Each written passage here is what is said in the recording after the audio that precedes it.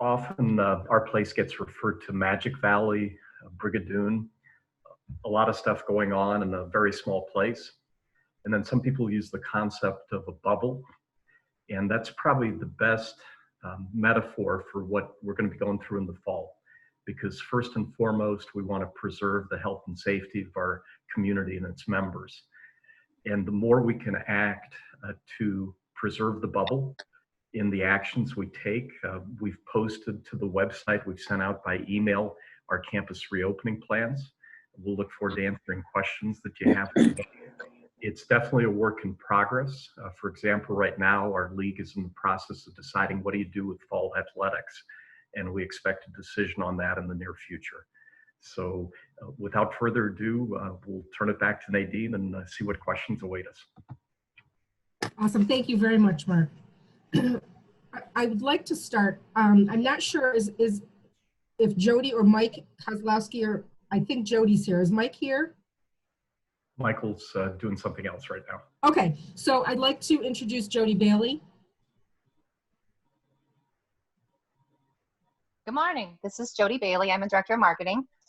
I do a lot, many of you have seen me on the parent Facebook group. If you're a member of that, I try to respond to as many questions as necessary that other parents can't answer, or when we want to provide something official from the university. So thank you all for joining us.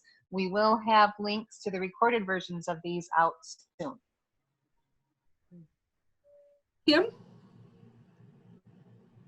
Hey everyone, I'm Kimberly Geiger, the Vice President for Student Affairs, and we look very much forward to having you back on campus. Thanks for joining us today. Tamara? I'm Tamara Kenny. I'm the Dean of Student Wellbeing. And like Kim and Mark said, we're super excited about having your student return shortly. Paul?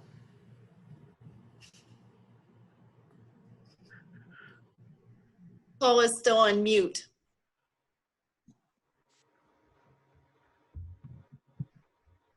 Kim, sorry I'm late. I just joined. Oh, Paul, you're still muted. Oh, there you go. All right. You'd think that I would have this right after 4,000 Zoom calls in the last 4 months. Sorry, folks. I'm Paul Vecchio. I'm the Director of Athletics. I'm excited to be on the call and excited about having students back on campus. I'm also slightly jealous of Tamara, who has a really sweet-looking AU fixture on her wall that after 8 years I still don't have. So I'm glad to be here. Michael? Yes, Michael Kozlowski, Executive Director for Marketing and Communication.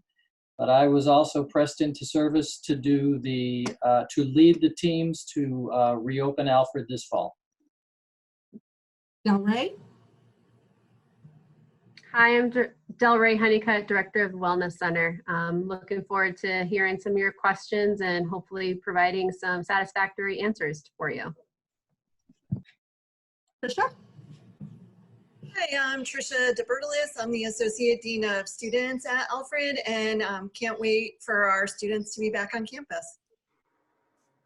John Lewis? Hi, everybody. I'm John Lewis, the Director of Student Activities.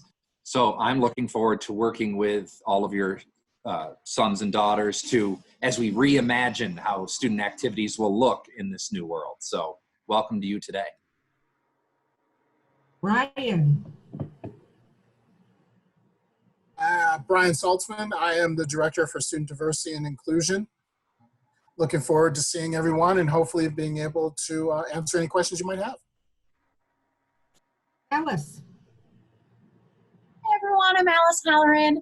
I'm the Interim Director of Residence Life, and I can say that I am, as well as everyone else here, that we are super excited to welcome your students back to campus in August.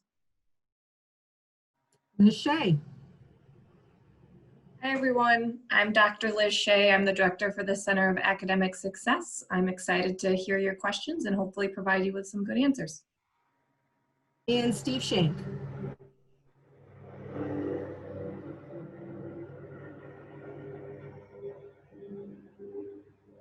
Steve, you're muted.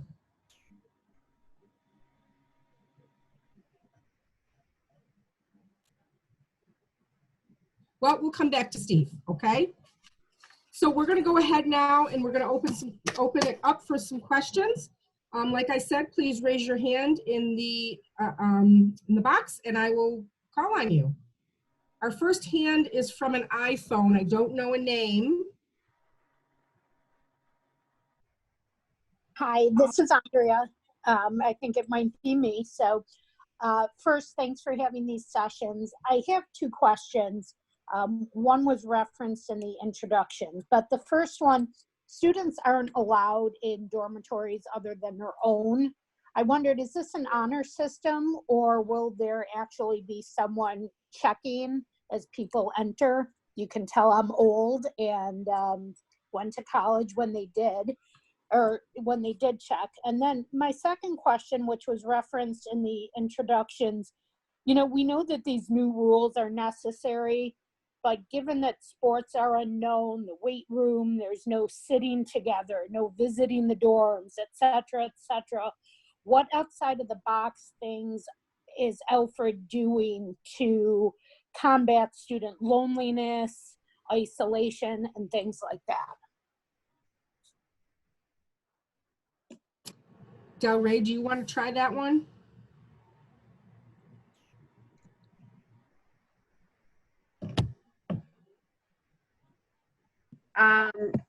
I can give it a try, but it sounds like it might be more of a question for John Lewis with student activities. I know that there are some things planned, and we're certainly talking with each other and coming up with some creative ideas for creating that sense of belonging that is so important.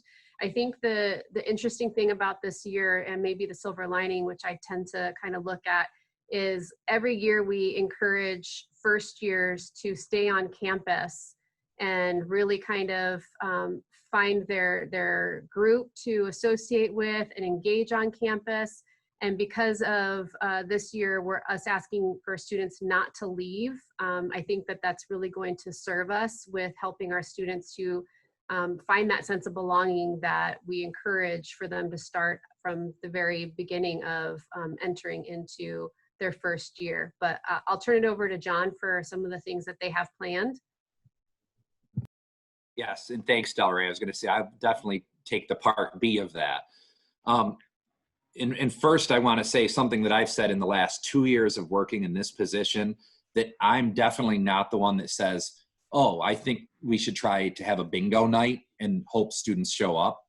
So besides myself and the office of Brian and Patricia are in the office with me, we work with students, and any student can join the Student Activities Board.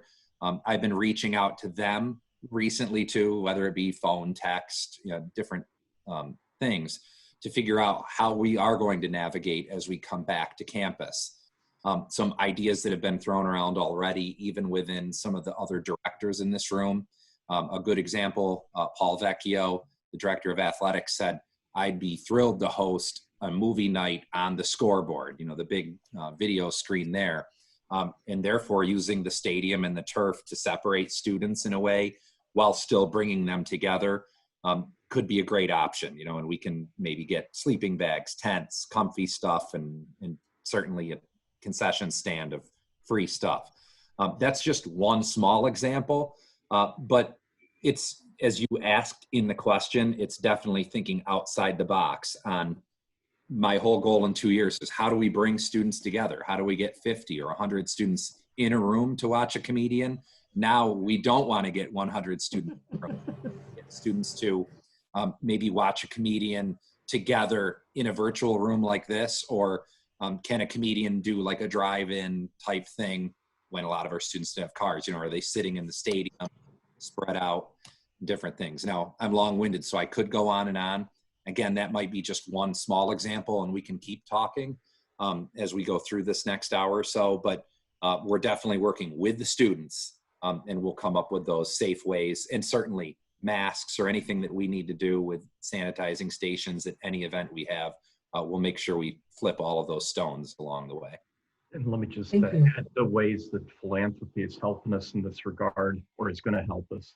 We received a recent grant from the Russell Wilson Foundation to improve the footpath around Foster Lake and benefit from that outdoor recreation opportunity. We have a marvelous class of 1954 donor, Marlon Miller, who's responsible for Miller 1, Miller 2, the Alfred Ceramic Art Museum, among other things. He made a very generous 400K commitment so that we can repave the other half of our campus roads. And we're going to be adding a bike path, improved walking paths. This morning, Kim and I, among others, were discussing, could you institute a Tough Mudder? The distance from our house on Pine Hill to McLean and then back is almost exactly 5K. So could we offer prize money for the best time to use the footpaths that will be developed? Right now, Oppenheim's on track, courtesy of Greg Connors and Marlon Miller again. It's going to have some great indoor common areas, but those in the fall are going to be more limited until we get through COVID-19. But it also has some good outdoor areas, potentially a fire pit. We're talking to 2 alums from Pittsburgh that work with a firm that manufacture ceramic-based pizza ovens so that you can fire them up outside and customize your own pizza. So that may be another outdoor opportunity. And we have an alum we featured recently who's in the tent business. And for a while, business was bad because major tournaments in March and April were getting canceled and he produces tents for them. But now business is literally through the tent roof. Just 2 days ago, landed the National Chick-fil-A contract to create outdoor seating areas. So how do we also create more outdoor areas for entertainment that are covered and at least get us through October, and then we'll have to worry about space heaters once the colder weather arrives. Tamara, do you want to address the first part of that question about the comment was that guests would not be permitted in the residence halls, and would someone be monitoring that? Yeah, sure. So we are asking that no guests come into the residence hall, only the students who reside in each of those halls. Alice Halloran, the interim director of Residence Life, and I just had a conversation about 20 minutes ago about this exact topic. So we are going to be asking students to do it on an honor system, but we'll also be looking at other ways that we may be able to monitor that situation. Also, their fobs to get into their buildings, only let them allow them access to the building that they're assigned to live in. So our hope is that that does also mitigate some of those issues as well. If your fob only gives you access to that one building, that cuts that down. So. And for those of you that can remember parietal hours or systems, whoever thought they'd make a comeback, but thanks to COVID-19, we're back to the future. Great, thank you. Barry, your hand is next.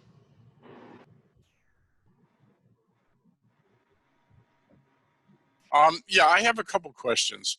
Realistically, I guess the first 2 to 3 weeks is probably the critical factor.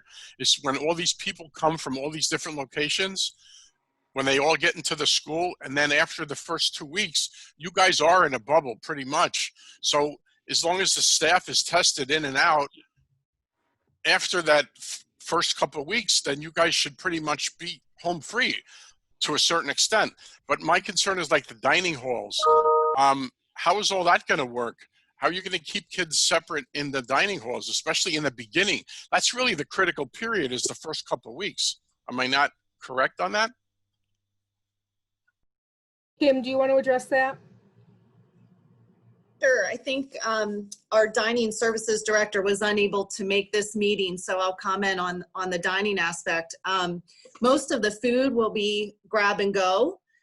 We are looking at having sit-down seating in Aid Hall. That won't be within the first couple of weeks, but later on, assuming that we can follow all of the requirements that we need to in terms of socially distancing and and following all the requirements that are needed. With regards to the first couple of weeks, the first 2 weeks, first groups of students who are coming will need to quarantine. So for 14 days, they will be quarantined and not going out to the dining areas. They'll have access to their food, but they're not going to be going to a dining hall, for example, and being seated. So what are they going to do for 2 weeks when they're quarantined?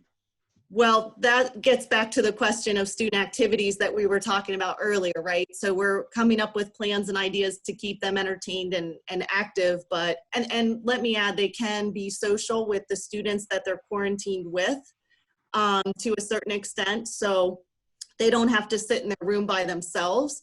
But yes, we are coming up with activities and ideas to keep them busy, perhaps with some virtual activities, and some ways that we can have them together with those that are quarantined.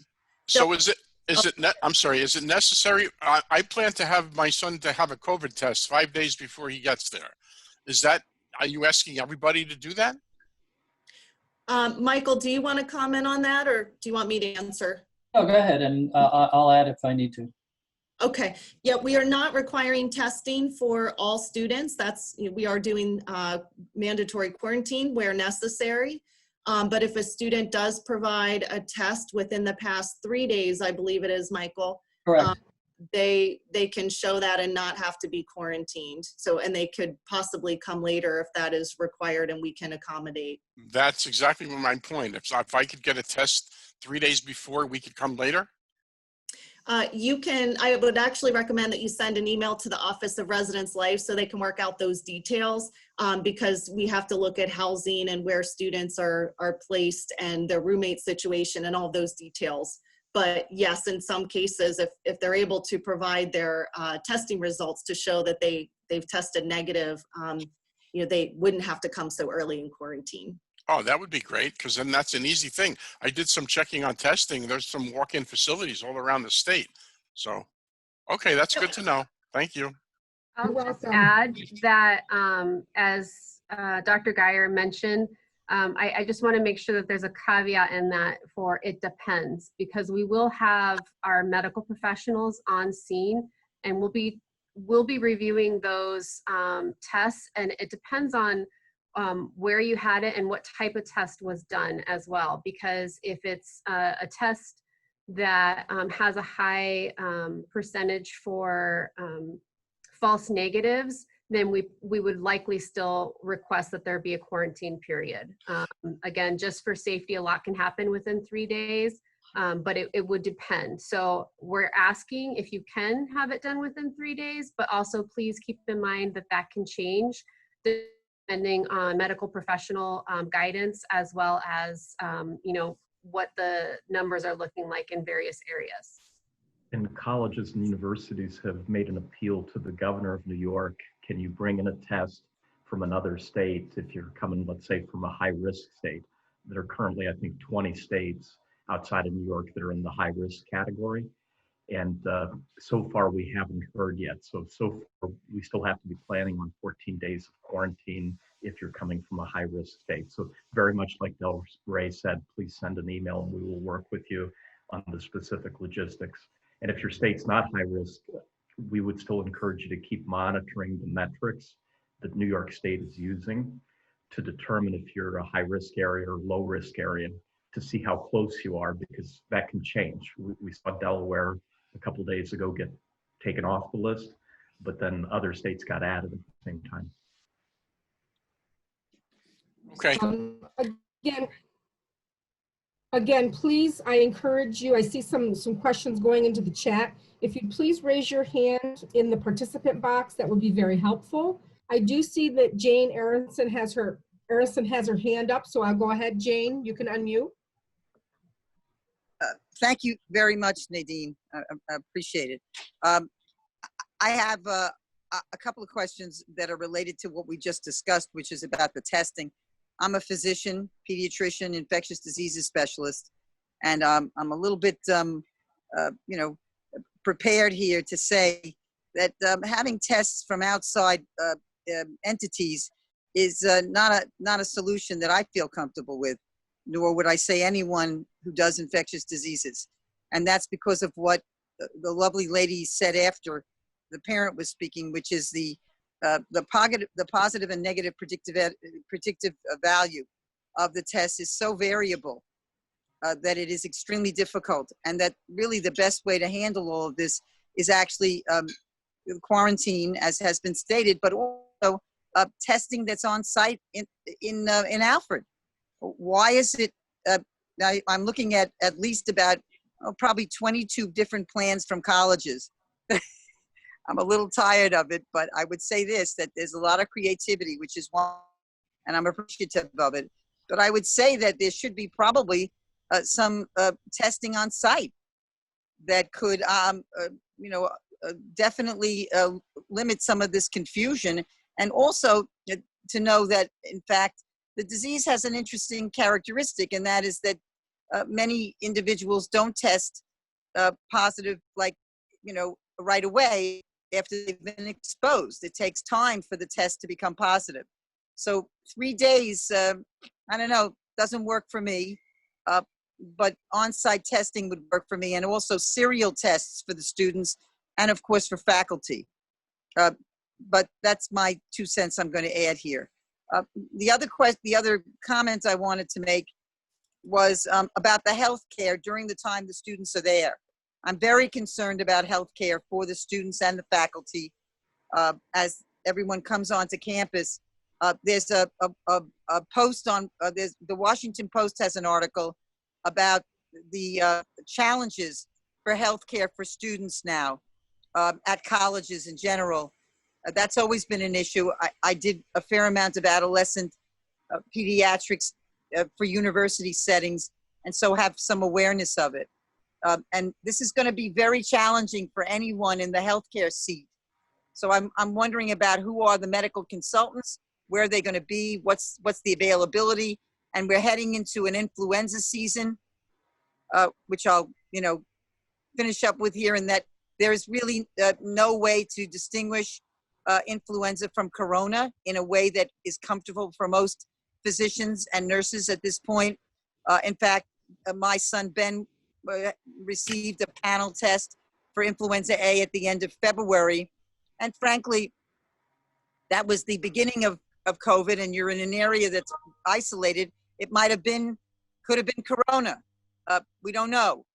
There was going to be cross reactivity here. There's going to be a lot of challenges for how we're able to take good care of the students and faculty as we approach the early months of respiratory viruses that fall out of the purview of corona. I apologize for making everyone crazy, but I'm a pretty good doctor and know a bit too much about all of the nuances of this horrendous disease. And may I just close with that? Yeah, I just want to finally say something with regard to the viciousness, lethality, and virulence of this virus. And that is something that I think needs to be addressed to the students who are obviously in an age group and in the fitness of their bodies. They will think that this is not an issue for them.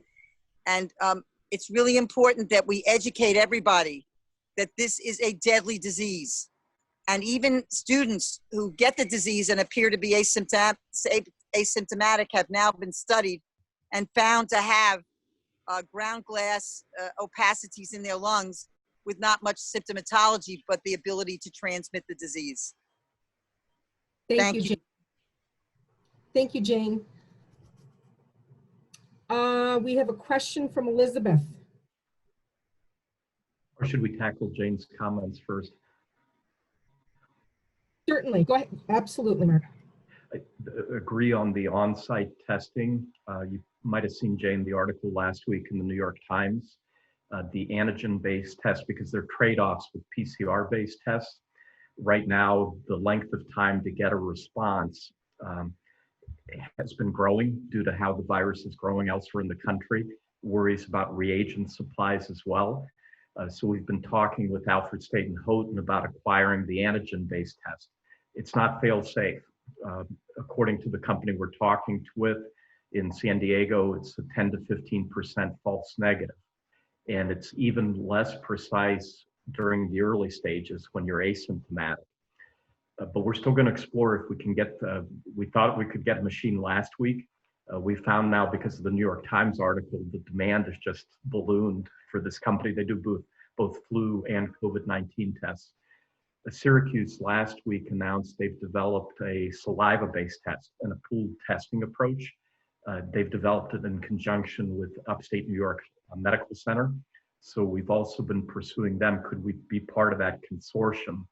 It's a PCR-based test and conceivably a quicker turnaround time, but we're trying to find out more details right now if we could add that additional safeguard. But you're right, it is a vicious disease, and the toughest thing will be rules are one thing. Getting 18 to 22-year-olds that can feel we're invincible. Yep. To I buy just want into to it. say that your investigation of the on-site and all of the nuances that you just stated are quite impressive. And I'm satisfied if we continue to grow in our knowledge about the virus. And I'll be very congratulatory and incredibly impressed if we continue to have that level of sophistication. I'm almost to tears that you would know all of that. It's very important that the parents know that you're being able to participate in that kind of discussion is just mind-boggling. And thank you. Team-based effort, Jane.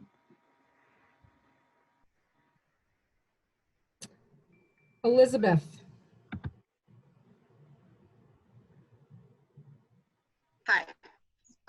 Actually, go by Betsy for some reason. It keeps showing up as Elizabeth. But first of all, I just wanted to thank all of you for what you have done in preparing the kids to come back, because it's overwhelming and I can't imagine how it must be for you guys. So just thank you so much for all you've done for our students. Just a quick question. I have two kids. I have oldest moving into a house, and then my sophomore is moving into a suite. So as far as move-in days, I know that we're giving certain days on when they move in. I didn't know if those dates, if we could work with somebody, I don't know if it's Resident Life or whoever, about whether we can move kids in on the same day. The house date is Saturday the 15th, and my son's moving into the suite is different. So is that flexible? Alice. I can take that, Nadine. Okay, Tamara. So Residence Life is working on developing a list, and we'll be calling each and every student to talk to them about their move-in date and time. Given that you have that kind of conflict, we'll also be asking students to chat with us about any conflict they might have so that we can attempt to work out a situation like that. Okay, great. I have a quick question to follow up though. What state are you coming from? Are your students coming from? Mine? Yes. New York. Oh, okay. Yeah.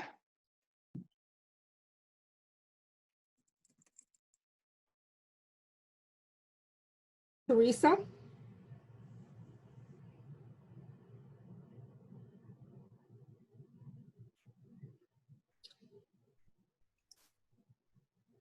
Teresa, you're unmuted.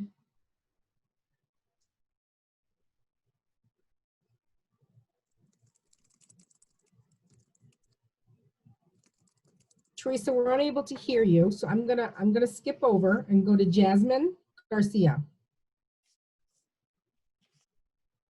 Hi.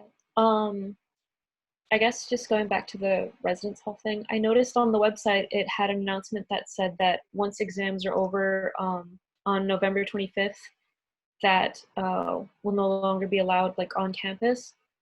Does that also mean like residence halls, like will we be kicked out of our residence halls, or are we allowed to stay on like in our building but allowed on like not allowed on campus? So we're essentially like kicked off the school period.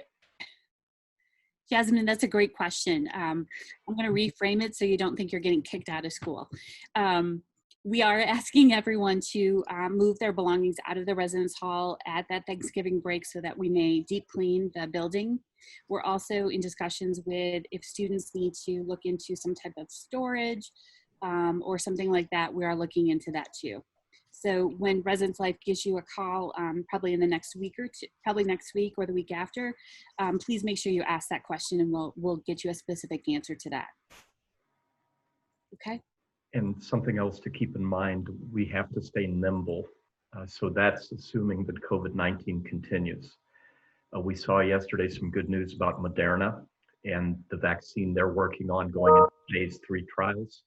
We're expecting over the next few weeks, so with the Oxford COVID vaccine, they're probably at the head of the race right now with the major production contract from AstraZeneca, both in the EU, the US, and Brazil.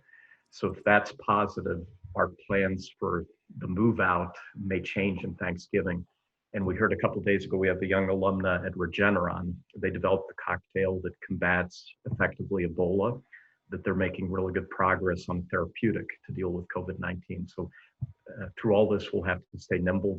We're going with the base plan, assuming COVID-19 will remain in place, but allowing us the opportunity to create less change if things change for the better. Thank you. Teresa, are you ready? Can we get you on for your question?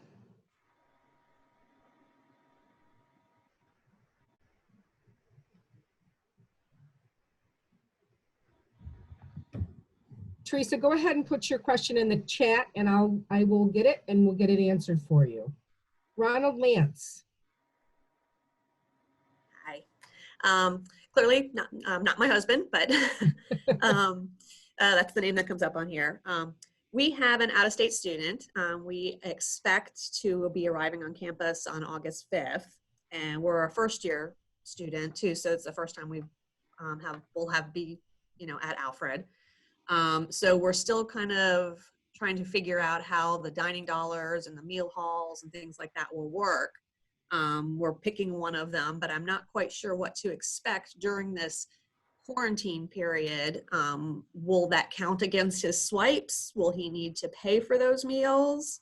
Do I need to get extra dining dollars for him so that it will last the entire semester, being that he's going to be there now 2 or 3 weeks before school actually starts? Nadine, I can take that question. Okay. We are planning to have meals available as early as August 5th when the first group of students are coming to campus. As long as the student has a meal plan, we expect that that will be part of their meal plan. Okay, so. And I'll add that any student who doesn't have a meal plan, those meals will be available for purchase. Okay, well, being that he's going to be on campus, he's required to have a meal plan. I'm just trying to figure out which would be the one that we should pick, because he was going to get, I guess, maybe the middle one, which had, I think, the most flexibility. Whereas if there's only one place open and it's all just swipes, should he do that instead? Yeah, I'm sorry I missed the first part of your question initially. I would recommend that you reach out to John Dietrich, who is our Director of Dining Services, and he can make that choice. Because as you might guess, it is a bit individualized depending on what the student prefers in terms of where they want to eat and how often and how many meals. Right, right. We'd be happy to help you. Okay, I did have one other question, if you don't mind. I had been reading on some of the parent chats that maybe rooms in the past, dorms coming into them, were not as clean as maybe a parent would have expected. Are the dorms being cleaned before the children arrive on August 5th? Is everything being done professionally, or should we expect to bring cleaning supplies with us that will get the room in shape, during our 2-hour move-in? Michael, do you want to talk about that from the operations team? Sure. So the rooms will be not only cleaned, but the rooms will be deep cleaned. They will also be sanitized.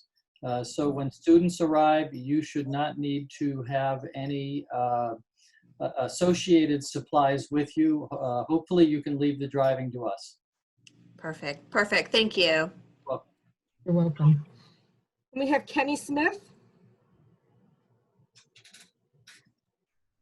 Hi. First, thanks so much for all the work you're doing and for hosting this session. I really appreciate it.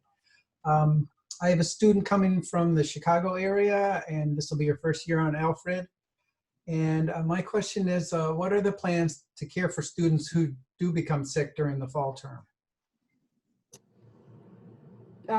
Michael, Del Rey, either of you could probably answer this. Yeah, I'll defer to Del Rey as a starting point, and if there's logistics issues, I'll chime in afterwards. Sounds great.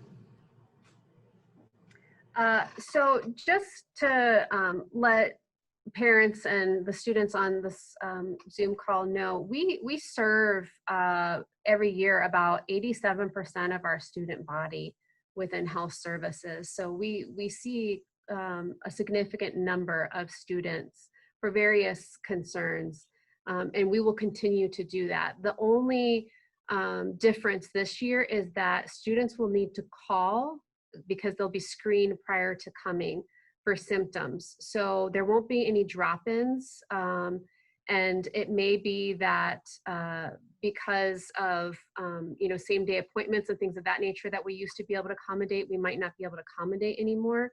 So our goal is to make sure that we're keeping both our staff here at the Wellness Center safe and healthy, but also the students, and making sure that we're like I said, screening for symptoms, and then if we need to bring them in because they are symptomatic and need to be tested, that we're going to follow a protocol for that, and again, keep those students away from the well students or students who are coming in for other issues outside of being symptomatic for either the flu or COVID.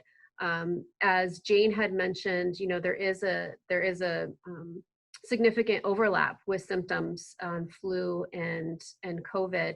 And we are going into flu season, as she mentioned, but for us, we tend to see it more in the spring. So when students arrive back on campus at the end of January, that's when we tend to see more of the flu symptoms. So we're going to be encouraging students. We'll have it available on our campus to get the flu vaccination. But also when students return in November home, we're going to strongly encourage, if they did not get it while they were on campus, that they get it while they're back home, so that hopefully we can kind of minimize that as something that we're going to be having to combat during the spring season, as Jane had mentioned, with having a significant number of both flu and COVID. And Jenny, if I might add, we're actually focusing on, well, a range of elements here, but for purposes of this conversation, we're focusing on two things. Obviously, the treatment in a situation like you just raised, but the other part of that is prevention. And how can we what do we need to do to maximize the best possible preventive outcome? And so just on that point alone, we are requiring all students, we're also requiring faculty and staff to self-screen every day. There is what we call a rave alert that goes out to students every morning. Students will have to reply to that rave alert with a set of responses to a battery of questions. They're also going to have to do a temperature scan, and then they will report they will send those results back through the app that they will have on their phone. As Del Rey said, if the symptoms appear or there's a concern, a student will then be asked to call the Wellness Center, and then I think Del Rey laid out the process that goes on from there. We had a training manual just go live last week for faculty, staff as they start to return to campus. And so each of those employees has to go through what the appropriate protocols are, pass a quiz, and attest that they've read the protocols. We're in the process of developing a social compact for our students that is along that same line. As a member of this community, what responsibilities am I going to be willing to shoulder? The last thing we want to do is have to pivot back to the new norm the way we did in March. We have yet to find a student who said, I like the new norm better than the old norm. So we're trying to create as much of the old norm as possible this fall semester, but each of us has an important responsibility to bear. And so having each student also attest to, I'm going to shoulder those responsibilities, and we're in all likelihood going to be sending messages in the near future too about even getting in the rhythm of taking that daily screening. It just went live too. It's available through the MyAU website. Even when you're at home before you join us on campus, it's easy to fill out. but having that discipline starting to build in. And one more point that is, excuse me, generally a frequent question that we hear, is this going to be the same thing for off-campus and commuting students? And the answer is yes. We will deal with all students on a consistent basis. All of them will be required to use this application every morning and report their the responses to the questions and their temperatures. What we've been doing there, if you're within 60 miles, we've been encouraging students to consider commuting from home. We have a new student coming in. She lives just down the street from us. So she's going to walk to campus every day and be with her family. And the reason for when we debated this fairly extensively, because in essence, there's a trade-off. People are going off campus, but we think the safeguard of being with family will help them stay attuned to safety concerns and at the same time allow us to de-densify residence halls and promote safety on that dimension. Just to go along with what we were just discussing, there was a question that was sent to the Alfred Alert email. And I think probably, Michael, this is going to be one for you. What is the plan for the possibility of the campus closing if there is a spike? Will students who need access to labs and studios have it, especially seniors? Also, if the university does shut down completely, how do you plan on teaching classes that require in-person class and materials that aren't easy to come by, such as glass furnaces, welding, and ceramic kilns? So I feel competent talking about part of that, but the part that I feel comfortable talking about is twofold. The first is if we unfortunately have a situation in which we need to close down the campus, we have a separate task force that is empaneled right now that is working on what an emergency closure looks like. We went through an emergency closure, well, sort of an emergency closure in the spring. There were a number of lessons learned as a result of that, and we're applying those lessons to this fall if, in fact, again, a worst case scenario exists and we have to close down the campus. We will do that in an orderly fashion. We'll do it in a way which maintains or maximizes safety and security for all of our students.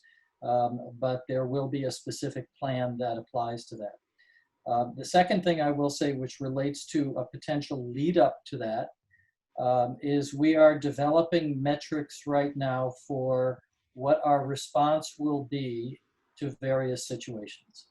And those metrics are largely going to be predicated on three things. One is the number of cases. Another is the rapidity with which those cases develop. And then the third is a very practical one, which is if we were to run out of spaces for quarantine and isolation. Based on some aggregate of those three elements, we are going to be determining a set of metrics over the next couple of weeks that we will apply in cases where we start to see a spike. And I will add one more thing to that, and I hope Jane is happy with this or comfortable with this. We will also be reaching out to empanel a health advisory board who will be professionals in the medical field. Hopefully, we're targeting or hoping for someone from epidemiology. We're targeting somebody from the general medical field, and perhaps some others. And those individuals will help us make decisions as we're leading up to a spike or experiencing a spike.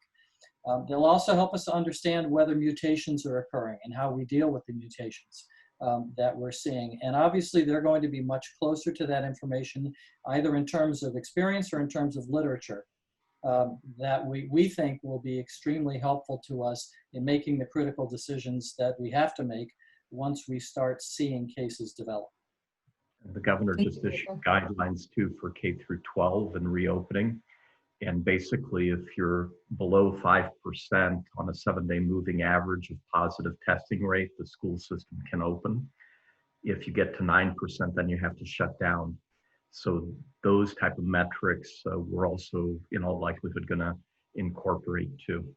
And right now, most New York's been averaging, thankfully, around 1.1% on a 7-day moving average. We hope to keep it that way, but it's as people keep moving around, that's the big worry of as we import people from places like Florida and Texas and Arizona, will we be able to maintain that low rate? Thank you, Mark.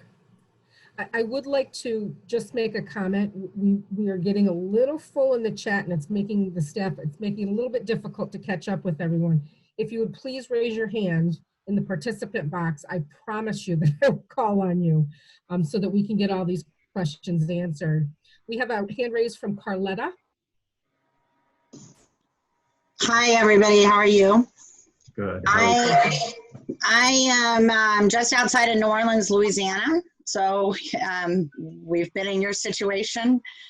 What I'm asking about is two things. So my son has remained in Alfred because it was actually a safer place for him to be during all this. And he has a 1-week gap to come home.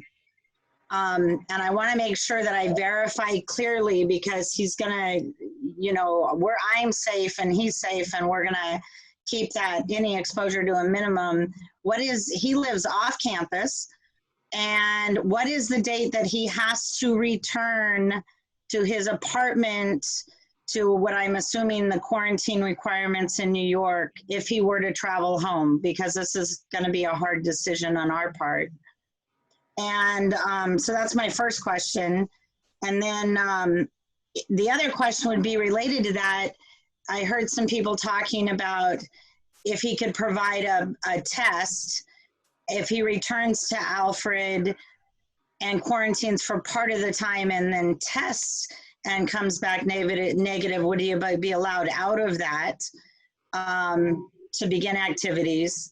And then the last question is directly related. He is a senior art student and in athletics.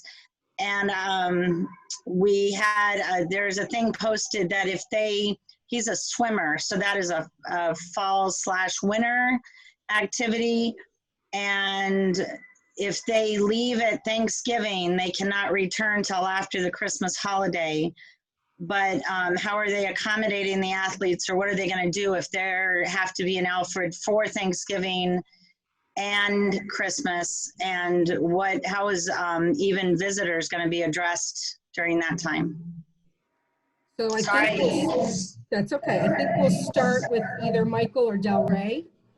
Well, I'll just start because I can talk about the regulatory state of affairs right now in New York. What you may have heard, and you will no doubt experience shortly, is if you are flying into New York, you must file a form which says where you will be and which commits you to quarantining for 2 weeks. So I do not believe the administration of a test curtails that or shortens that period at all. Del Rey may have better information than I do about that. But under New York guidelines right now, they have to quarantine coming in from a travel advisory state for 2 weeks, and they have to attest that they will.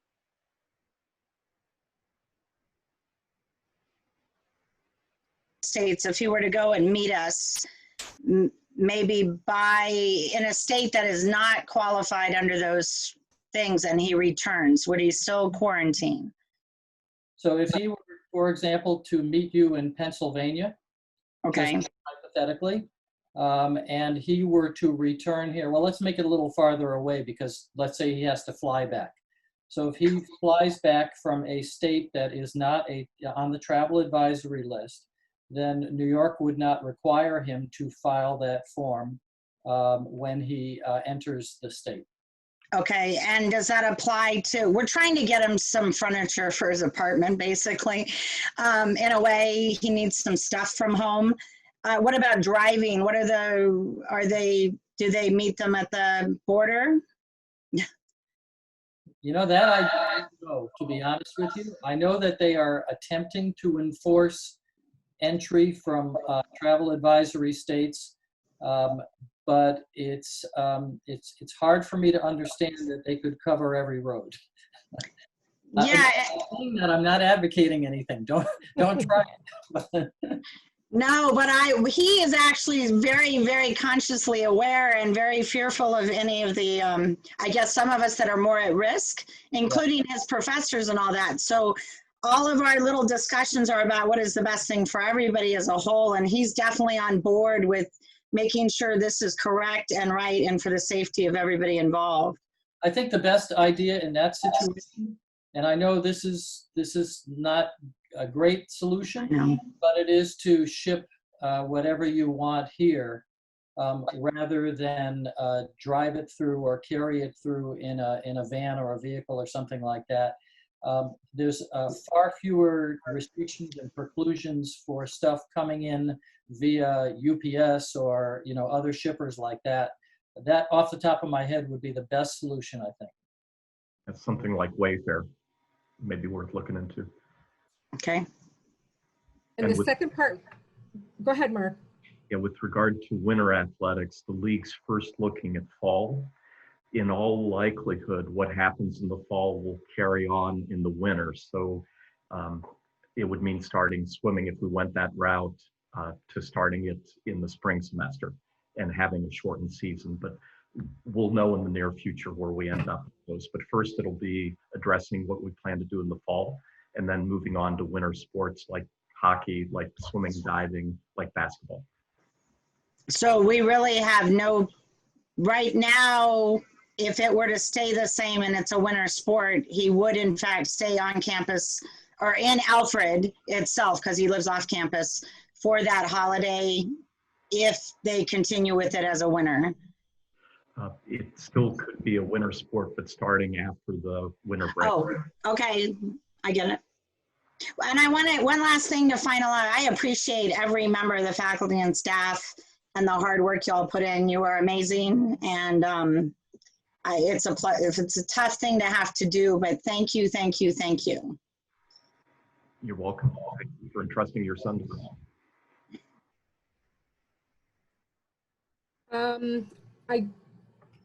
Karen Olson. Hi, good afternoon. I just had a couple of questions. When the kids move in, how are you defining quarantining? How are you going to keep them quarantined? Where are they allowed to go? Where are they not allowed to go? And how are you going to quarantine those from the high-risk states separate from, say, our child who's coming out of New York? Tamara?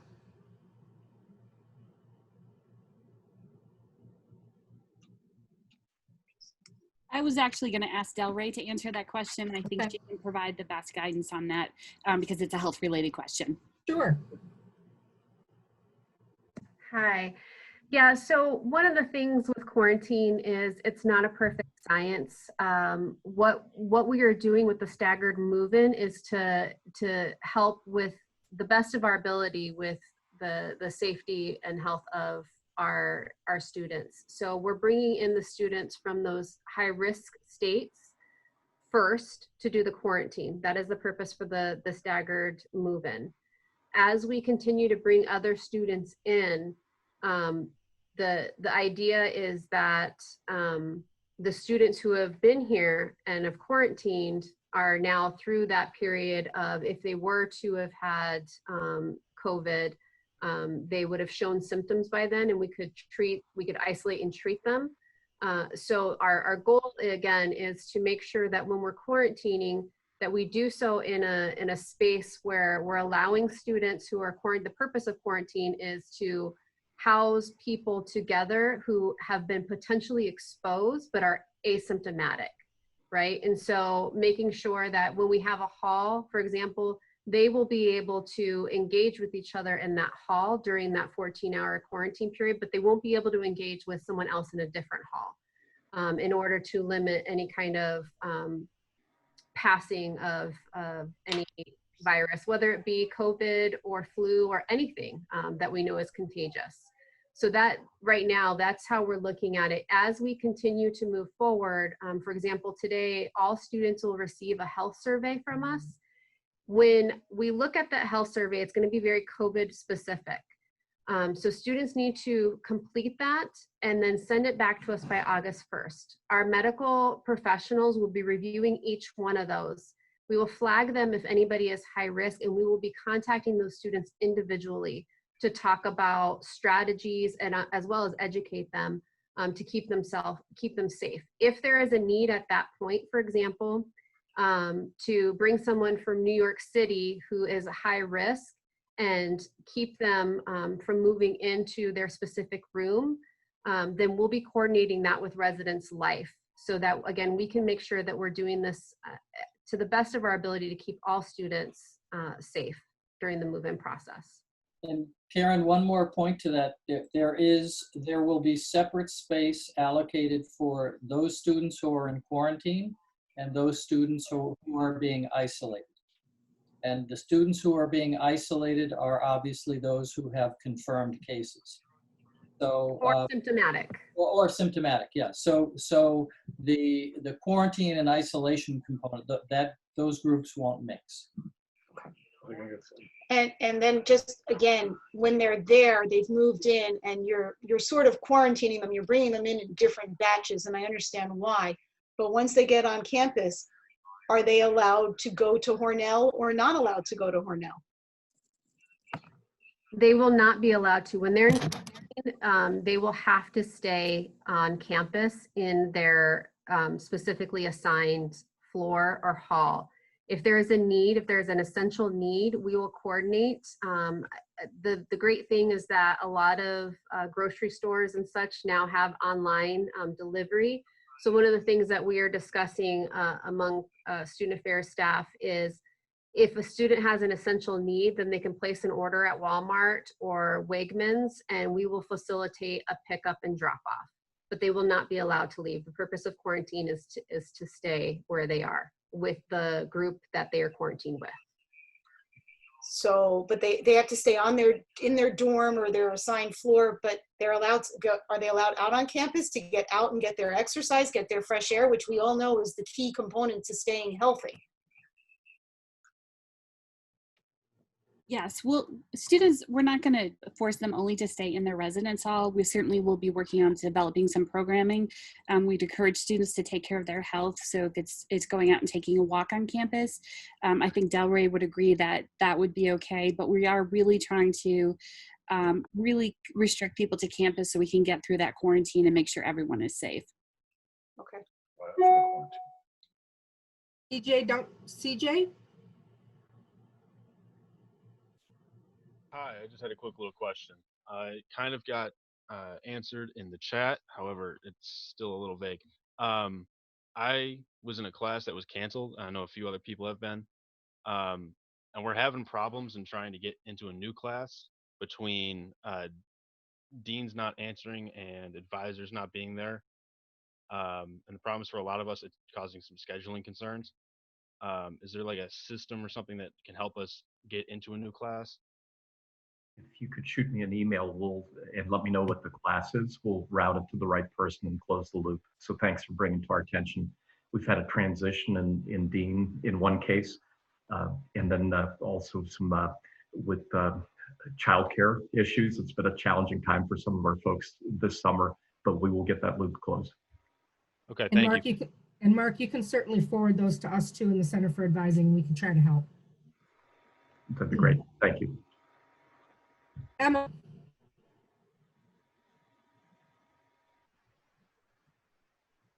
Hi, I have a question. I'm Emma's mom. First of all, I want to thank everyone, the staff at Alfred University. You are beyond exceptional, and I can't imagine what all of you are going through to bring our children back and to keep them safe. So thank you very much.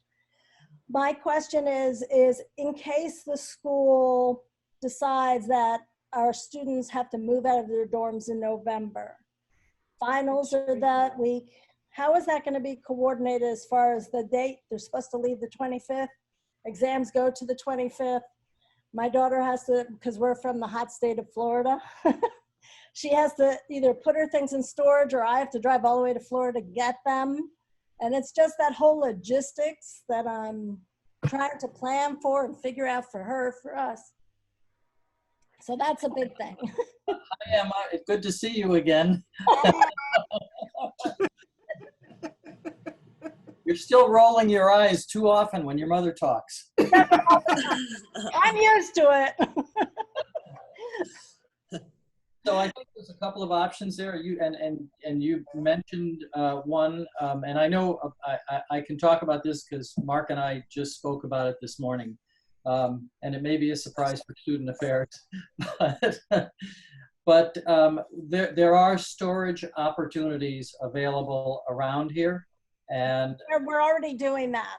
yeah. So you may want to keep your eye on availability of those following the 25th. The other is that we, according to Mark, I got to say this to protect myself. According to Mark, we will work with students after the Thanksgiving day to facilitate an orderly move out of their stuff.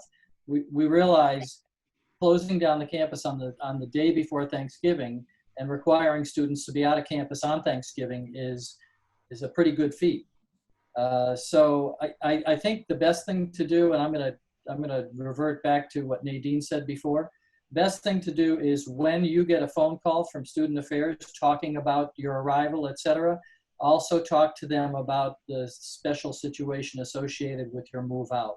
And they're very, very caring and very helpful, and they'll provide some opportunities for solutions. Good. And along that line, it takes them a complete day to fly back to Florida because of the shuttle and 2 flights. Yep. And then will shuttles be provided maybe on Thanksgiving Day?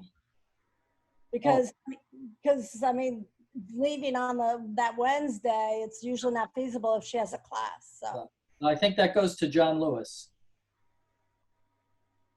Yeah, we'll definitely work with the motor pool department. Right now, we're working with them for the shuttles to bring everyone here from Rochester, and I think you were with us the other day. Thank you. But yeah, we'll be working. Again, this is similar that we've always taken students home for Thanksgiving anyway, but this is a different time period this year. So yeah, I would also not imagine us cramming every student we can into one vehicle. So I'm sure there'll be a few options. I also think that the 25th is actually going to be, the last day of exam period. Typically, when finals occur, students have 24 hours after their last final to move out. So depending upon when Emma's finals are, she may be done before the 25th. Okay. Yeah, it's just hard booking a flight when you don't know when that is, And she'll know that. I mean, that'll be something that's in the syllabus when she arrives, when classes get started. So she'll know that way ahead of time. Okay. And then we'll just work with you guys as we need to. You've been great. Great, thank you. All right, Yeah, thank you. Emma, I look forward to meeting you when you arrive. But we want the same eye roll because we like that. So if everybody moved out at noon on the 25th, it'd be a problem because there'd be too much congestion. So we're going to count on the staggering. We may well have people that are moving out that weekend. We've got to get it fixed how many Monday and Tuesday. And we had a similar issue in March where when the state mandated shutdown, we were aiming for one weekend in particular to get everybody out, but not everybody could make that work. So our residence life staff generously worked with students how we could create an additional option. But it's very much, we still have to think through the logistics, what's going to work best. And we have, there's a question from Elena about move-in. And I guess, Elena, I just want to say the best thing for you to do is to contact Residence Life about the fact that the 10th, 12th, and 14th is not going to be good for you. So I would encourage you to contact Residence Life so that you and they can work out that arrangement. Yes, Lean. Hi, I just have a couple of questions regarding the reopening of campus. So just thinking about, I'm an out-of-state student, but just thinking about traveling over to New York again and having to deal with a lot of people on the airplane and at the airport and on the shuttle bus, it's for me very concerning because I've been watching the news and there's been a rise in COVID cases in young people, and I don't want to come into contact with that. And I was just wondering as to why we're opening so early. Michael, Mark? I'll start with that, and Mark will no doubt have a better answer. But the reason that we're starting where we are, and obviously that is essentially on time for us this year. But the reason that we're starting on time this year, although some are starting earlier, some are starting later, are so that we can facilitate a move out on the 25th of November. And there's a reason for that as well.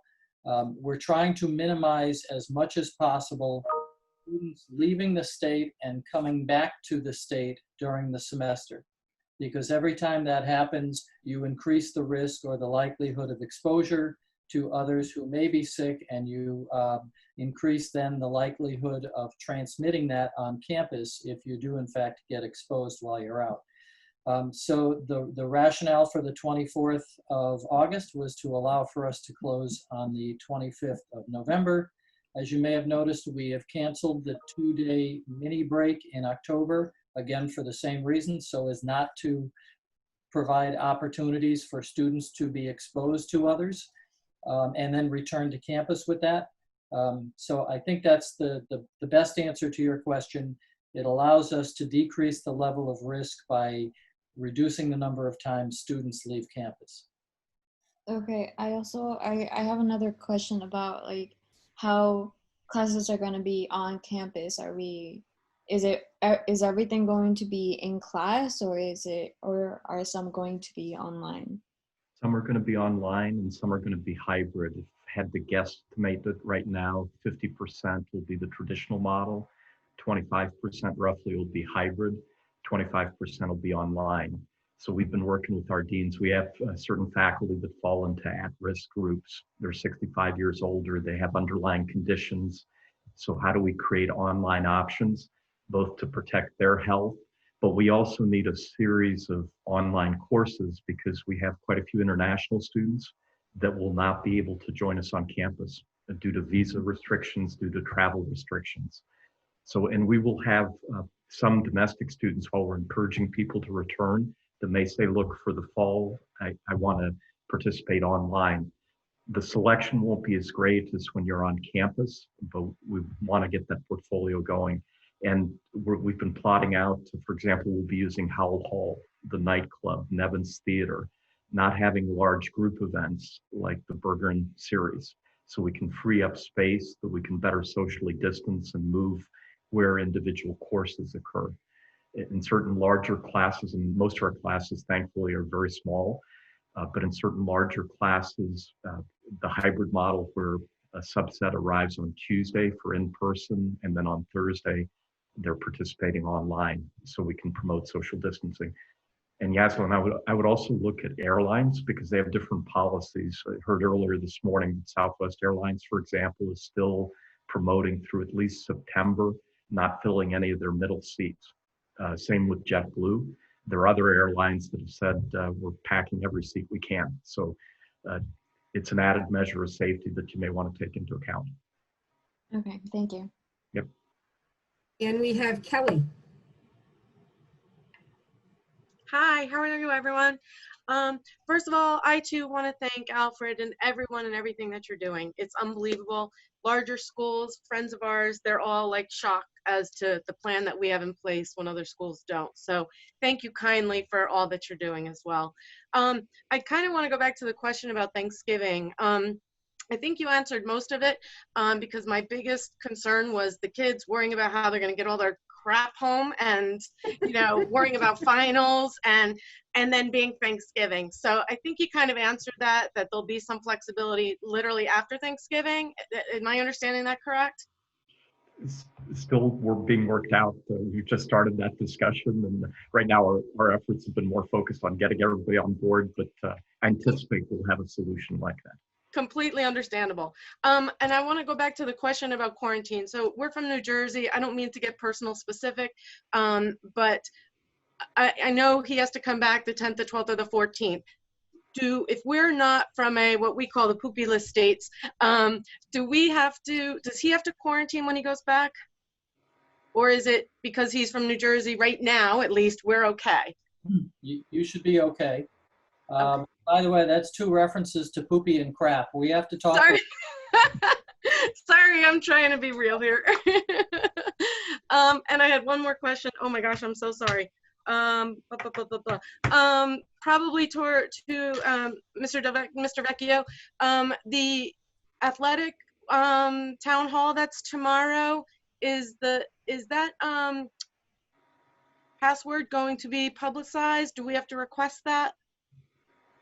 No, you actually don't. And the RSVP is really more just to get an idea how many folks we're going to have, Kelly. So Great. Don't do anything but jump on.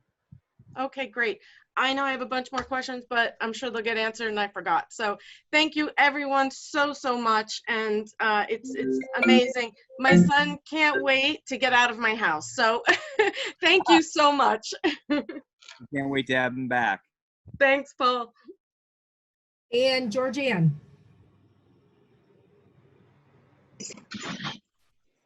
Hi, I just had a question. We're from Pennsylvania and we are literally 99 miles away, so it takes us a little less than 2 hours to get there.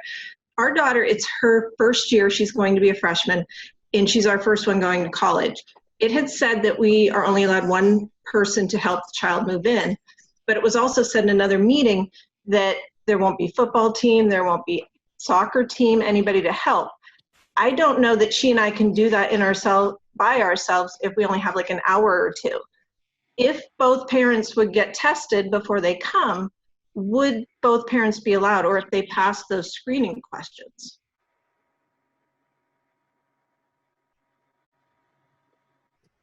So that's got to come from either Res Life or perhaps Del Rey. So the purpose for limiting, and this was and has been a significant discussion among our group because of our first years and wanting to make sure that they have a good experience moving, and also recognizing that parents, that this is part of their experience too. So the purpose of the 1 person to help is, again, to minimize traffic as well as potential exposure. So I think that if there's a possibility for you to connect with Residence Life beforehand, we are looking at having some individuals be able to assist, but we're also asking that you be mindful of what you're bringing because of the fact that we are asking students to remove their belongings in November and either be placed in storage or return home, that the students really only bring the essentials. So if there's bigger items that are needed, I'm sure that we can arrange with Residence Life, if there's communication, to help get those moved in. But again, just asking that there be some strong consideration as to what it is you're bringing and why you're bringing it, and is it essential given that we're asking for everything to be moved out. Well, and that was part of my second part of my question, I should say. We feel she'll need a refrigerator if she's there 2 weeks ahead and these are grab and go meals. But I didn't know, are refrigerators something you can rent at Alfred? I know bigger universities allow that. And the other aspect of that is if they're grab and go, would she need a microwave? And those are the big big items we're thinking of. I mean, we're not looking at cutesy fancy things. We're looking at the basics as far as, under bed storage. But that being said, I personally think not having to share a microwave and a refrigerator at a time like this is a positive thing, or at least only sharing with her roommate. But we don't even know where her roommate's coming from. She might be there for 2 weeks by herself if her roommate's from a different part of New York. And it's even hard to coordinate at this point who's bringing those things if we don't know who her roommate is. So the information about housing assignments should be going out very shortly, and maybe Alice can jump in here with specifics. As to your question about moving in things, we're going to try to have a couple people on hand, but we won't have, a big group of people that can move things in. So I think Del Rey's comment about bringing just the essentials is super helpful. But I'm going to ask Alice if she could answer the other part of your question. So we are having our housing assignments sent out to students by Monday. So you will have that information shortly. And so that way you can have your student coordinate with their roommate on who's going to bring what. We do permit refrigerators and microwaves as long as they're under 800 watts. Is that total or each? Just curious. 800 watts per appliance. Oh, thank you. All right. That's not much of a microwave if it. No, it wasn't much of a refrigerator either. Thank you. I'm sorry, I didn't mean to interrupt you. Oh no, so they will. So you'll be able to have those and coordinate with your students' roommate. Okay. Okay. There was another question that you referenced, or there was part of your question that you referenced, which I'd like to ask Res Life about. You mentioned an hour in which to move stuff in. How long do we have? I don't think we're putting I mean, correct me if I'm wrong. I don't think we're putting a clock on it so that you only have a specific amount of time. It would be unrealistic for us to say you only have an hour, and by the way, you can only bring, let's say, a 5-year-old child with you to help out. But no, I correct me if I'm wrong. It's not limited, Alice, to an hour, is it? It's not limited to an hour. Of course, we're asking families to be mindful of how long you are spending in the residence halls so that others can also move in safely to decrease flow on a floor. But I am also working on assigning those arrival times to stagger who's going to be in what residence halls during what time frame. So you have more than an hour, but we're asking to please be mindful of how long you are staying on campus to help move in. Okay. Yeah, I'll just add that the 2-hour time frame is to help us kind of navigate the traffic when students and parents arrive for move-in. So that 2-hour period is really for the check-in process.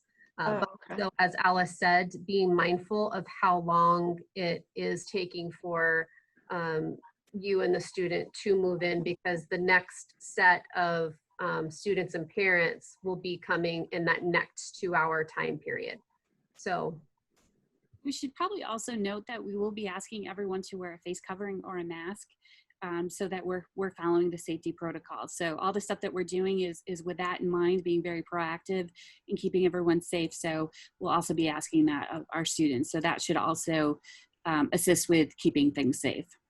Oh, and I hope that would have been understood. That's what we had assumed in the first place, truthfully. And that's why, too, we're thinking if it was just our daughter moving in and her roommate at a different time, that would also limit the amount of contact our family would have with that child's family. Right.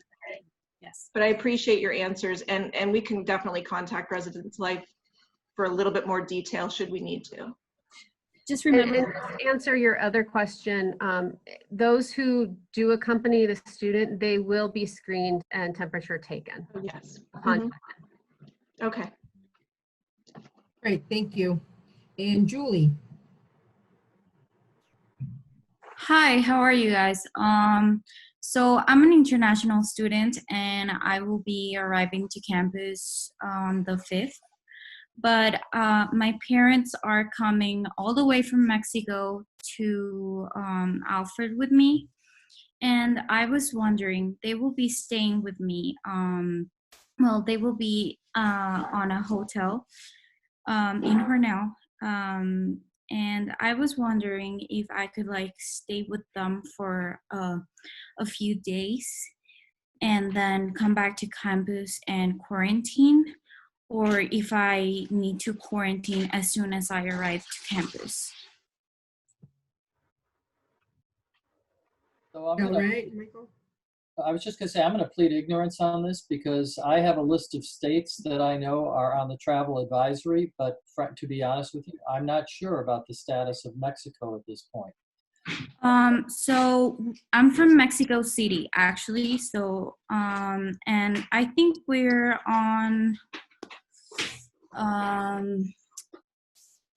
level 3. So we're not that bad actually, but so because I'm an international student, I got the email that I still need to quarantine, but I think we're actually not as bad, and I actually have taken the test of the COVID test, and I got negative, and my family is gonna take another test before I go to the airport and I fly out to the United States.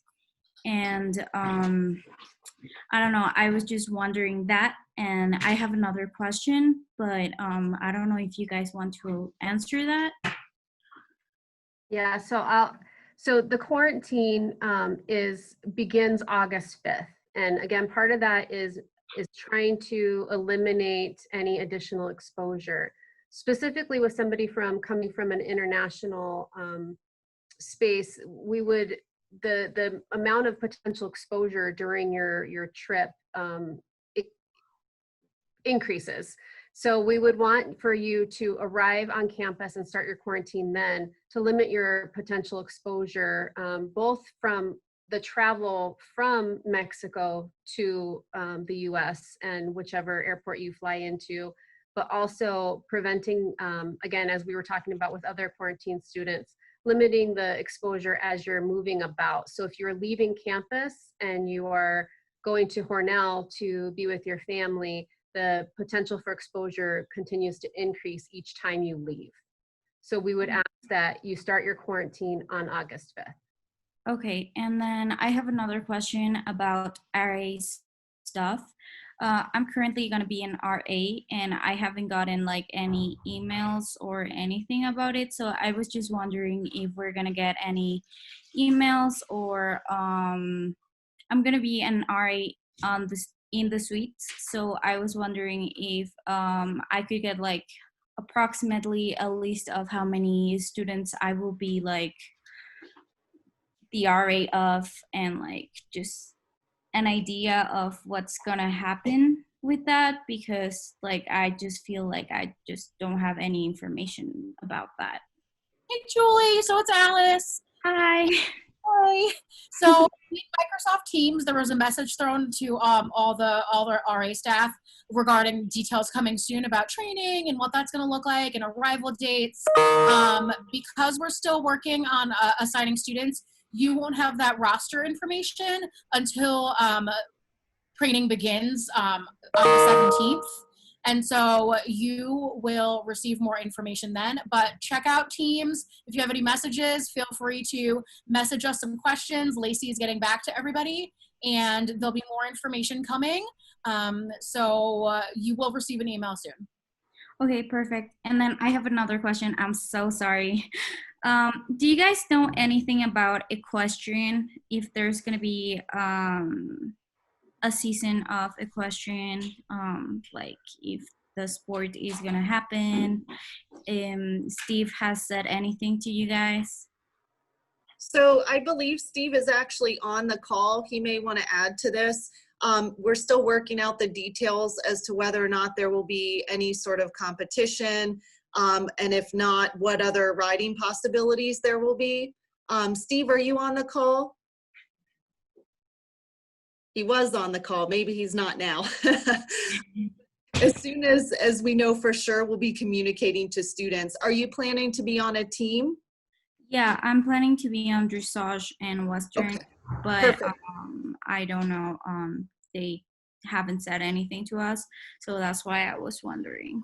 You'll definitely hear from Steve, given that you're planning to be on a team. Anyone else who wasn't planning to will work on getting the word out, but you'll hear from him directly. Okay. I do know that there will not be a camp prior to, like an early camp. Okay. Yeah. And then as for the visitors on the rooms, so if you have a relationship on campus, like if you have a boyfriend or a girlfriend, would you be able to have your girlfriend or boyfriend in your room, or is that a no? I'm gonna leave this one to either Tamara, Del Rey, or Alice. So my initial thought is, I'm sorry. But we are going to have to be really, really strict about this. So I would, again, this is an ever evolving conversation. So thank you for bringing it to our attention. This is definitely something that Alice and I will continue to talk about. But we really do want to keep only the people that are assigned to that residence hall in that residence hall. So, so my initial answer is, no, we really need to limit people to that residence hall. That doesn't mean to say that you couldn't meet outside or a place that you could socially distance, just so that we can get through at least the fall semester as safely as possible. Okay.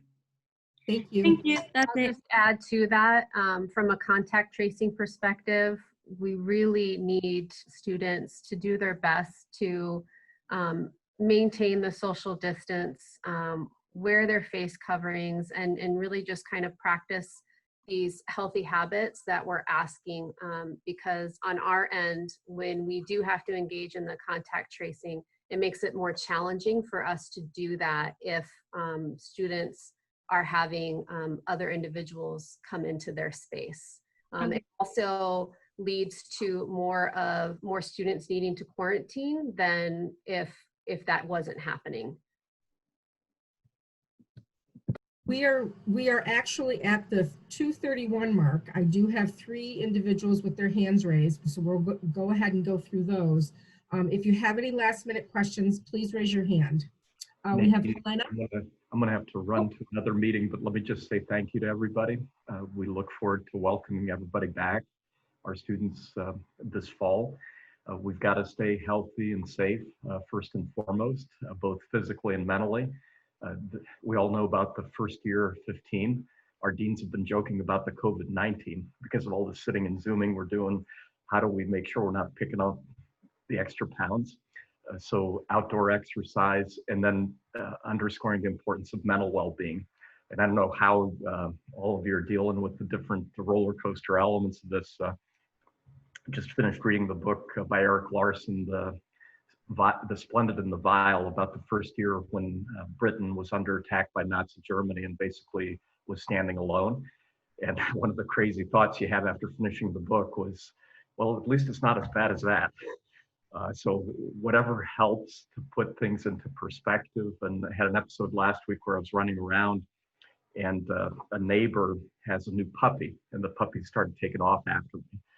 And it took me a while to realize the guy was whistling, and finally was able to catch the puppy and keep it from traffic.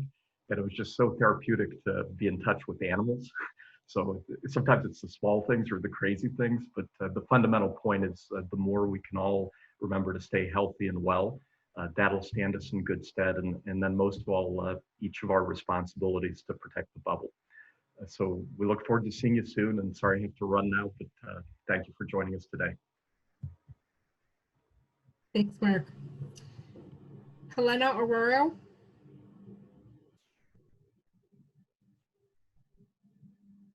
Hi, Ileana Arroyo. I'm from New York City. Ileana. And I just have a couple questions also about, moving back in and stuff. But I know a lot of a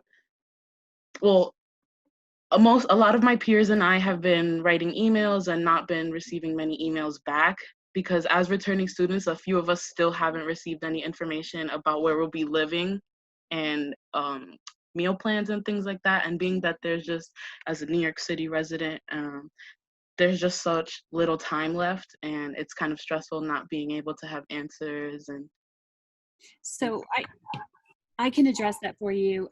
We so much appreciate your patience as we try to get the housing assignments out. We are working on them diligently, and I would foresee you having housing information either by the end of this week or very early next week. Okay. We are trying to get through our email. There is a tremendous amount of email traffic right now, and we're doing our best to respond as quickly as possible. If you have a specific question that's not being answered, feel free to reach out and email me directly, and I'll be happy to answer that question for you. Okay, thank you. Yeah, I can imagine how many people are emailing now. And also, I don't want to get my head chopped off, but I know that there's different states and different cities and towns that are required to have a self-quarantine, and I did mention it in the comments and it kind of got answered, but I just don't understand why everyone isn't self-quarantining, because I just think it makes more sense to hold everyone to the same exact standard. Because of course there's people that live in little towns like Philadelphia, New York, or in the city like I do, and of course the city is a more place that has more cases, but still I think it just makes sense to have everyone, because even in a small town you never know, and I just safe than sorry, I guess. I don't understand why we wouldn't all do it.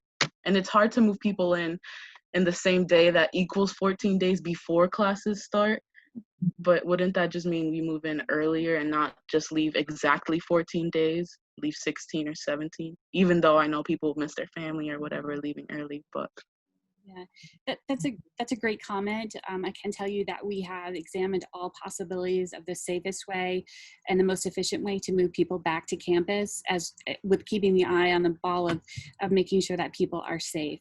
And Delray, I don't know if you want to add to that in terms of safety. Yeah, you make a really great point, and we have looked at various ways to have a healthy and safe move-in. One of the challenges is logistics, and so having a certain amount of students move in throughout the day, logistically, to bring all students back on one day, it's not possible to do so in a health and safe manner. So we have to have multiple move-in days, specifically to curtail that one logistic challenge. Thank you. Yes, thank you. I think that's all my questions. Thank you. Thank you. Liz Radigan.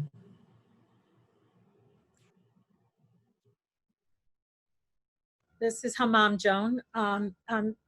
I'm still a little bit confused about the fact, first I want to thank everybody for everything you're doing. I know what a nightmare this is, because I'm a New York City school teacher who's trying to figure out how we're going back to school with my administration. So I do get it, and I do appreciate it, but I'm still a little confused.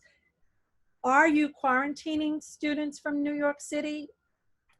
Are they being quarantined when they return to your, and if they are they in a separate dorm than where they are going to live? So at this point, we are not quarantining from New York City. What we are trying to recommend for all returning students and parents is to keep an eye on the trends for COVID cases in your area, and keep an eye on the New York Forward website, or Forward New York, I think it's called, so that you can see whether there are any trends developing either in New York City or for people from outside of New York State in your state. Generally, as I say, at this point, New York City is out of the problem area, as is all of New York, by the way. And so we're not requiring that at this moment.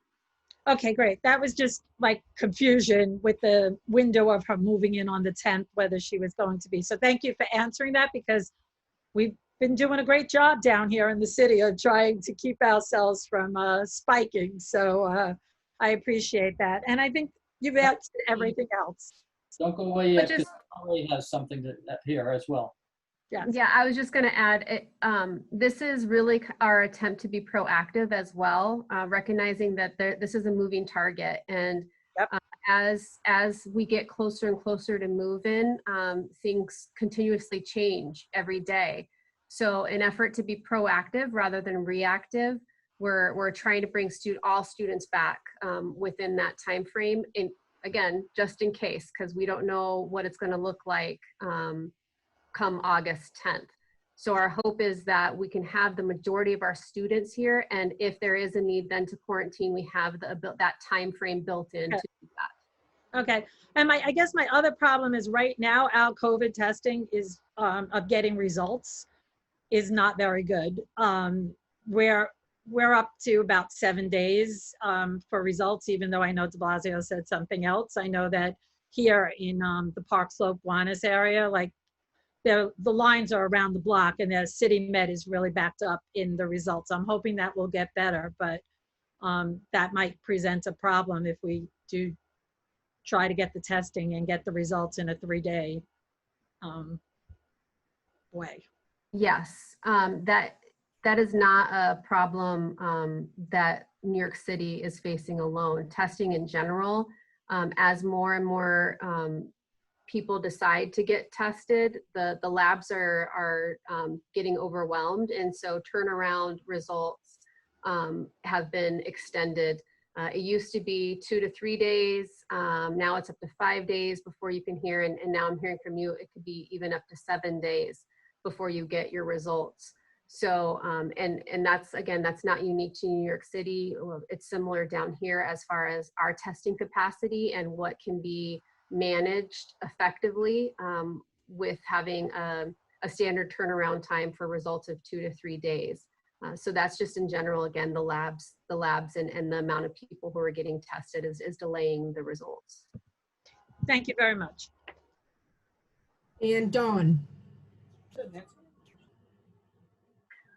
So I just have a couple of really quick questions. My son is actually a football player, and we had a Zoom meeting with the coach the other night. And one of my questions is, we're in New York, we're over near Albany, it's about 4.5 hours away. Are we going to be allowed in to spectate for those games? Because we typically come to every one just because it is a contact sport, it is a dangerous sport, and we like to be there just in case, heaven forbid, something happened. We're close. Yeah, Dawn, I can answer that. We have not made final decision yet on a number of things related to athletics, and certainly in-person attendance is one of them. We'll certainly be announcing that well before any contest that we would potentially be playing this year. Okay. And then I think the only other question I wanted to ask, because I missed the very beginning of the meeting, he's from New York. He doesn't have to have a test 3 days before he comes out. He's okay. We would just ask that he return on the return date that's been assigned to him, because we have built in some time there if a person were to show symptoms or things like that, so we can get them either into isolation or into quarantine as quickly as possible. Okay, yeah, that's fine. I think he's set to move in on the 17th, so that's not a big deal. And then my last question is, I did hear one of the students say that they found out one of their classes had been canceled. How do we know if that's happened? Believe that the registrar sends the student an email to let them know that. Of course, one of the best things for the student to do is to go on Bannerweb and look at their schedule to see if anything has changed as well. Okay. For him,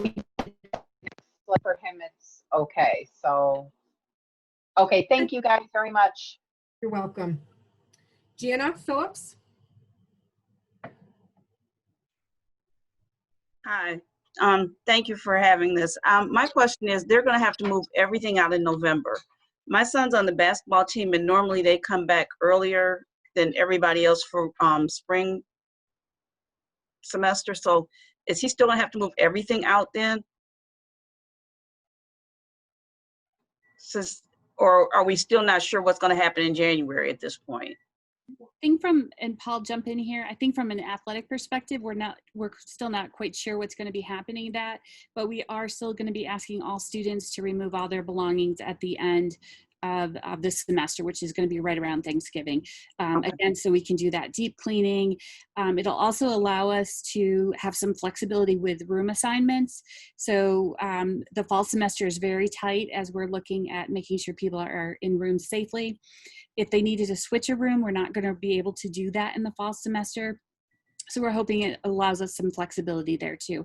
But the most important thing is that it gives us an opportunity to really deeply clean and sanitize the buildings. Okay. Now he's on that 10, 12, or the 14th that he has to move back. So once is he going straight to his dorm room, or will it be that he'll be in a quarantine spot, or he'll just quarantine in his actual room? So our intention is that if a student, as long as a student passes the health screening that will be done at move-in, they will go directly into the room that they're assigned to. Okay. Okay. Okay. All right. Thank you. You're welcome. Liz Kendall. Hi, thank you. I was wondering if you could talk a little bit more about what happens if a student does test positive and has active symptoms, like what facilities you have available, who will be caring for them. I know you said there's an isolation area, but will we have access to them? I can go ahead and answer that.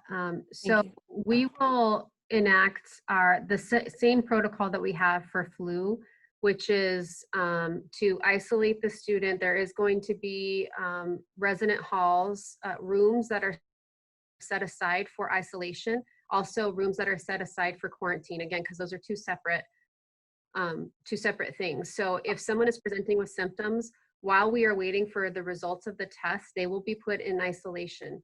During that time, communication will happen with residents' life. Again, it's the same kind of protocol that we have for the flu and dining services, so that meals can be delivered during that time. At this time, if there's still a recommendation that even if a negative comes back, that the person stays in isolation until symptoms have decreased or have been eliminated, or there is no fever without any fever reducing medications for 3 days. So once somebody is put in isolation, again, even if they come back with a negative test, as long as they still have symptoms, they will remain in isolation until those symptoms resolve.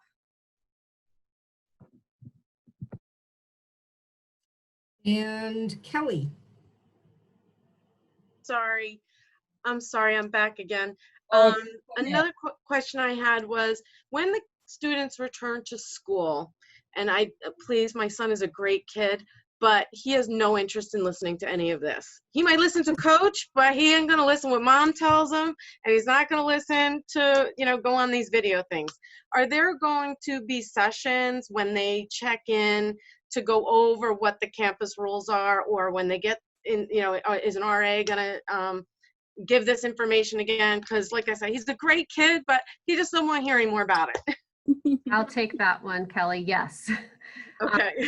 And when students start the check-in process, while they are meeting with the nurses and nurse practitioners or myself, we will be giving them educational information during that time, because part of it is we will be reviewing, as I said, that health survey. So if there's anything that we need to have further conversations with students about, we will be talking with them directly. But addition to the check-in, we'll have, like I said, some pamphlet information, be able to answer any questions. And with regard to quarantine, we're going to have some do's and don'ts, so that there is an understanding of what is expected of them during that time. In addition to that, our health and wellness will be working on a lot of the different programming aspects to continue to have students be aware of their social distancing, the wearing the mask, the importance of that, as well as educating, as Jane, the pediatrician, had mentioned, the students about how this is not something that they are, they're not invincible. And even if they are experiencing, or they catch it and they experience minimal symptoms, there can still be some lifelong effects that we're seeing with lungs and kidneys and other, especially with males, others who, that can be a lifelong challenge for them moving forward. So we're going to be making sure that we're educating the student body about these various issues. Perfect. And go ahead. Well, I was just probably just to jump in from an athletics perspective, because obviously I know Scott is with our lacrosse team. I've probably, the coaches are probably sick of me saying this already, but we have an unbelievable opportunity as an athletic department to be leaders on our campus. We're very visible. Our athletes are very visible, and there's going to be lots of reminders from our coaching staff to our student athletes about expectations. And frankly, our seasons are dependent on our student athletes doing the right things and being leaders on our campus in terms of staying safe and being smart and following, our regulations. So I can tell you that our coaches are going to be reinforcing the messages that Delray talked about, because that's the only way that we're going to have an opportunity to compete this year is to do the right thing. So hopefully so true, Paul. And truth be told, like I said, Scotty is a really good kid, but and I said to him, and I think all parents should say to their children, your being at school and not being stuck at home is truly dependent on you and all of your peers, not just at Alfred, but at all colleges, because one college shuts down, it's going to be a trend to another. And I'm trying to truly drill that into him to say, listen, follow the protocols, follow what you need to do, because this is for you. It's for no one else but for you. I love having him home. I love it, but he doesn't want to be there. And of course, now I forgot my next question. Retro. I had one other one. I do that all the time. I write it down and I still can't read my own writing. That was my fault because you were heading into it and I cut you off. I'm sorry. No, that's okay. Oh, I remembered. I have no intention of trying to skirt any rules or protocols, and I think parents are just curious. Like, we're 4.5 hours away. I don't like my husband doing the drive by himself. I plan to drive with him. Can we be outside on campus, or do you not even want us on campus? And if you don't, I get it. I'll stay at the hotel. I'll find something else to do. I just, is it a problem being on campus, or is it more about going into the residence? And I'm not looking to skate any rules at all. I want to know what you are, requiring. It's a little bit of both. And I will tell you that now that you've mentioned what your son is like, we're going to keep our eyes on him. And we definitely don't want you on campus. Right. So let me explain the process, just so you know. When students arrive, they will go through a sort of a screening process. It is, as I mentioned, I think I mentioned before, a series of questions and then a temperature scan. Person who is accompanying that student will also undergo the same thing.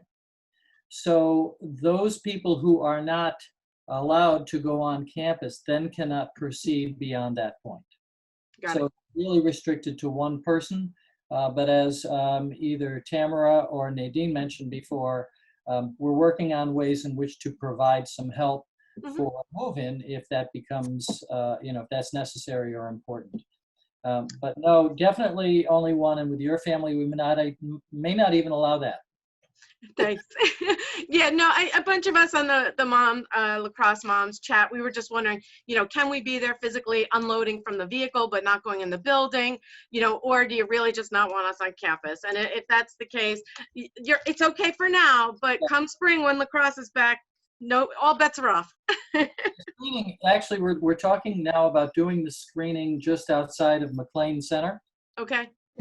So the reason for that is we're trying to prohibit or restrict as much as possible students and, people who are not tested and who are symptomatic or otherwise from going on to campus. Great. So we've set up that checkpoint right there to make sure we can control who goes on campus.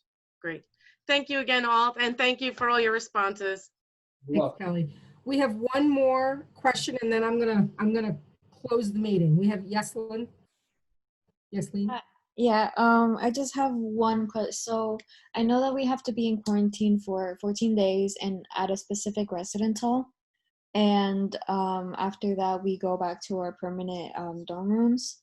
So can we unpack at our our permanent dorm rooms, or do we have to wait in our temporary setting? Allison? Alice, go ahead. So you would be moving in, sorry, my phone was ringing. You would be moving in to your permanent residence hall location once you pass the screening. So you would be moving into your assigned building for the fall, so you can unpack and get settled and all of that stuff. The only The only instance in which we are moving students to temporary locations is if you're presenting symptoms or have a positive test for COVID-19. And that way you would be placed in our isolation residence halls, which is located in our suite area. And that way, so that we can keep everybody separate. In that instance, we're asking you to gather the belongings you think you would need for that time period that you'd be in isolation. And we have a plan in place as far as, you know, what to do if should that happen. Oh, okay, okay. Thank you.